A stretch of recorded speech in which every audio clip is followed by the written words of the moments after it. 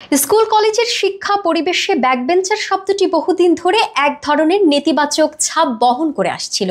পেছনে বসা মানেই নাকি পড়াশোনায় পিছিয়ে থাকা, আনমনাযোগ্য কিংবা দুষ্টু। কিন্তু ভারতের কেরালা রাজ্যের কিছু স্কুলে এই প্রচলিত মানসিকতা বদলে দিয়েছে একটি সিনেমা। মালয়ালম চলচ্চিত্র পরিচালক বিনীশ বিশ্বনাথনের প্রথম সিনেমা স্থানার্থী শ্রীকট্টনের প্রভাবে এখন শ্রেণীকক্ষে আর পেছনের বেঞ্চ বলতে কিছু নেই।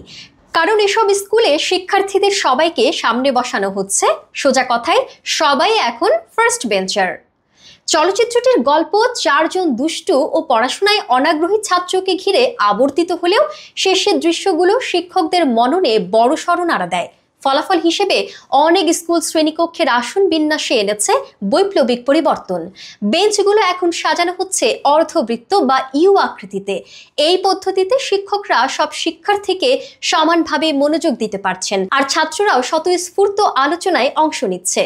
ভালাকম, কন্নুর, আন্দুর, ত্রিশূর ও পালাক্কর এলাকার একাধিক স্কুল ইতোমধ্যে এই উদ্ভাবনী পদ্ধতিতে ক্লাস নেওয়া শুরু করেছে।